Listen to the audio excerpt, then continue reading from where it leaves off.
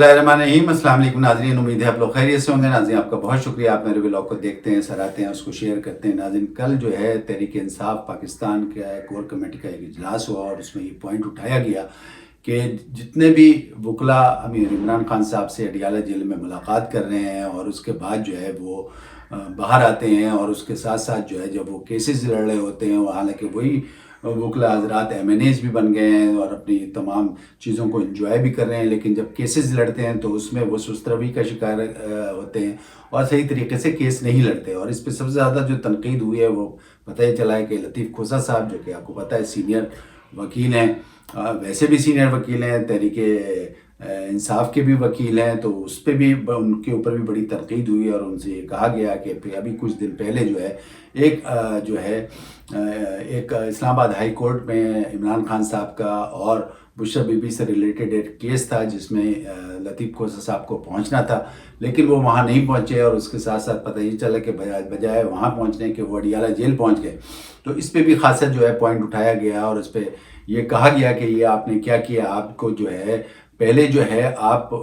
जो है वकील हैं, प्रोफेशनलिज्म का आपको ख्याल रखना चाहिए, उसके बाद आप तहरीक इंसाफ का हिस्सा हैं या तहरीक इंसाफ के MNA हैं, तो प्रोफेशनलिज्म को जो है वो बरकरार रखना चाहिए, आपको वहाँ पहुँचना चाहिए था, यानी कि इस्लामाबाद हाई कोर्ट। तो इस पे भी उनसे जब मालूम किया गया तो उन्होंने यह उज़्र पेश किया कि नहीं जी, मुझे जो है पहले जो है इमरान खान साहब से आके उस पे एडवाइस लेनी थी, उसके बाद मुझे जाना था और मैंने असिस्टेंट को भेज दिया। और फिर वो यही हुआ कि जब वो यहाँ पहुँच गया उनके पास कोई इत्तला नहीं थी, जज साहब ने उनको या उनके वहाँ के जो अदालत में लोग बैठे थे उन्होंने उनको फ़ोन करने शुरू किए लतीफ़ खोसा साहब को, लेकिन लतीफ़ खोसा साहब चूँकि ज़ाहिर है कि अडियाला जेल में थे तो वहाँ पे जो है फ़ोन की पाबंदी थी या फ़ोन के वहाँ नेटवर्क नहीं आ रहा था, तो उनको ये नेटवर्क जो है नहीं मिला या फ़ोन नहीं मिला, तो इस पर जो है बड़ी वावेला हुई। और जज साहब ने कहा कि उनके असिस्टेंट जो वहाँ पे मौजूद थे उनसे कहा कि इतने सीनियर वकील हैं लतीफ़ खोसा साहब, उनको प्रोफेशनलिज्म को जो है वो दिखाना चाहिए था, एक तरीके से वो प्रोफेशनल आदमी है, उनको इस तरीके से नहीं करना चाहिए था। जब यहाँ पे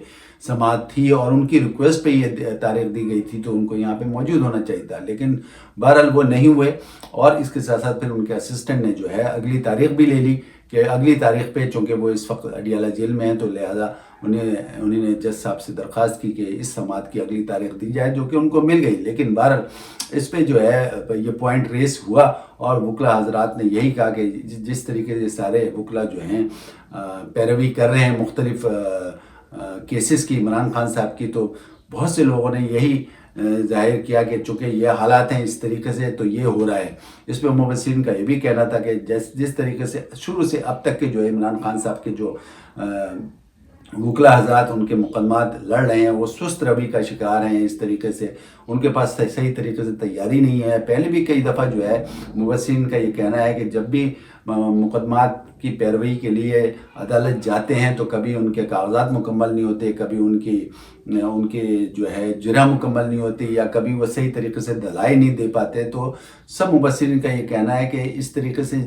जिस तरीके से ये मुकदमात की पैरवी वकला हजरात तहरीक इंसाफ के कर रहे हैं, उससे जो है आज तक ऐसे ही लग रहा है कि 1.5 साल हो गया जितने भी मुकदमात में, और उन तमाम मुकदमात में चूँकि सही तरीके से पैरवी नहीं हुई या सही तरीके से दलाइल नहीं दिए गए, जिसकी वजह से तमाम के तमाम मुकदमात में इमरान खान साहब को सज़ा हुई है। तो बहुत से लोगों का ये ख्याल है कि इस तरीके से जिस सुस्त रवि की वजह से और जैसे कि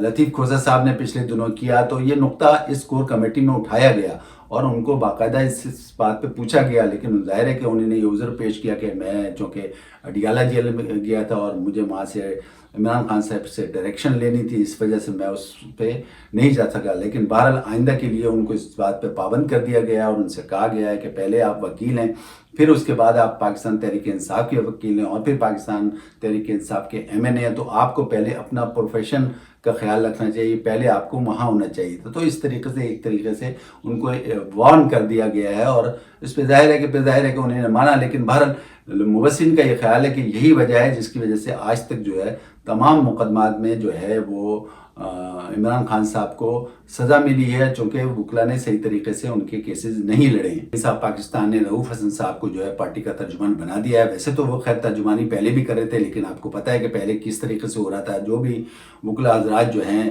خاص طور پہ شیر افضل مروت صاحب، شعیب شاہین صاحب، اس کے علاوہ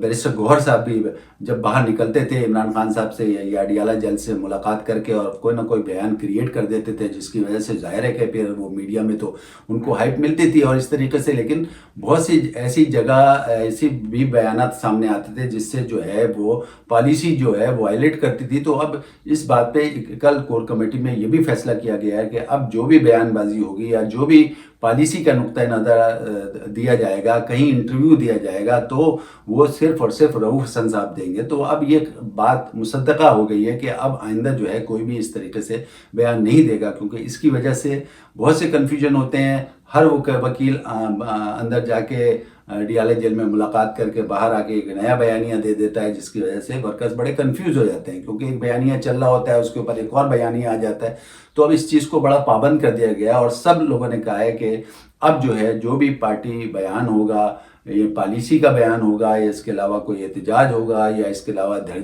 دھرنے میں کوئی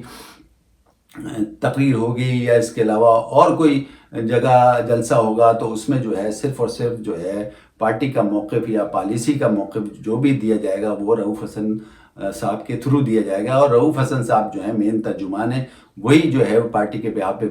دے سکتے ہیں، اور اس بات کو اب یقینی بنایا جائے گا۔ ان کا کل کور کمیٹی میں یہ فائنل فیصلہ ہوا ہے کہ اب جو ہے ہر صورت میں صرف اور صرف جو ہے پارٹی ترجمان رؤوف حسن صاحب ہیں، وہی پارٹی بیانیہ آگے دیں گے، اور اگر اس کے علاوہ اگر کسی نے پھر دوبارہ اس قسم کی کوئی غلطی کی تو اس کے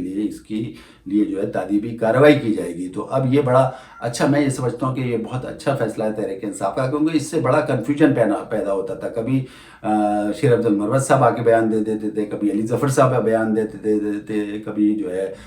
شعیب شاہین صاحب بیان دے دیتے تھے، کبھی گوہر خان صاحب بیان دیتے تھے۔ تو یہ بہت اچھا ہوا کہ یہ فیصلہ ہو گیا، اور میں یہ سمجھتا ہوں کہ ایسا لگ رہا ہے کہ اب پارٹی میں یہ ڈسپلن آنا شروع ہو گیا، کیونکہ اس سے پہلے یہی ہو رہا تھا۔ اب وہ چاہے پارٹی میڈیا کی وجہ سے کرتی تھی کہ میڈیا میں ہائپ کریٹ ہو جائے، یعنی یہ لوگ جو کرتے تھے، لیکن بہرحال یہ فیصلہ ہوا اور یہ بڑا اچھا فیصلہ ہوا ہے کہ انصاف کے کچھ لوگوں نے، شعیب شاہین، پنجوتا صاحب اور اس کے علاوہ گوہر خان صاحب نے ایک پریس کانفرنس کی، اور اس میں باقاعدہ یہ کہا گیا، مطالبہ کیا گیا ہے چیف جسٹس قاضی فائز عیسیٰ صاحب سے اور چیف جسٹس اسلام آباد عامر فاروق صاحب سے کہ وہ فوراً استعفیٰ دیں۔ انہوں نے کہا یہ جو تماشا لگایا فل کورٹ کا جو ہے یہ بالکل ایک تماشا تھا، اور اس طریقے سے کوئی بھی فیصلہ نہیں آیا، اور اس وقت جو ہے ملک میں جنگل کا قانون ہے، پورا نظام انصاف جو ہے مفلوج ہو کے رہ گیا ہے، لہذا انہوں نے اس بات کا قوی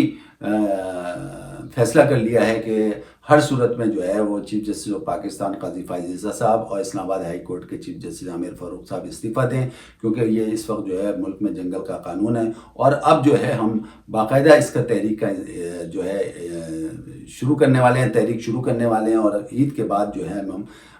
پورے پاکستان میں جو ہے وہ تحریک شروع کریں گے۔ کل علیمہ خان صاحبہ جو کہ عمران خان صاحب کی ہمشیرہ ہیں، انہوں نے بھی ایک اسٹیٹمنٹ دے دیا۔ انہوں نے کہا کہ نواز شریف صاحب کے اوپر جو یہ الزام لگا تھا اقامے کا، یہ جو ہے بہت ہی غلط تھا، اور یہ جو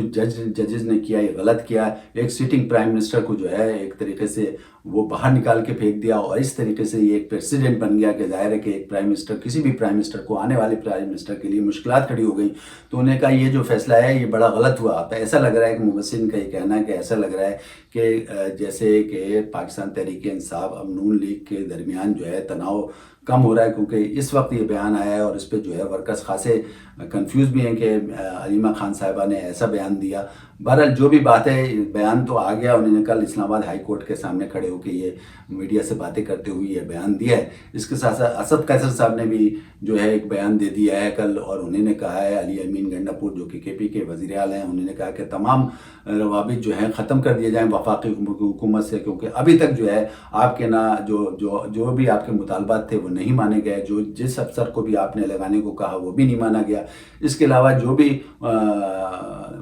صوبے کے لیے جو آپ نے پیسے مانگے تھے وہ بھی اب تک نہیں ملے، تو ہر صورت میں انہوں نے کہا کہ اب یہ جو ہے یہ خامخواہی کے جو ہے یہ مفاہمت کا راستہ نہیں، یہ اب مزاحمت کا راستہ اپنانے کی بات ہم کر رہے ہیں، اور ہم جو ہے ملک گیر جو ہے عید کے بعد ملک گیر تحریک کا آغاز کریں گے۔ اور انہوں نے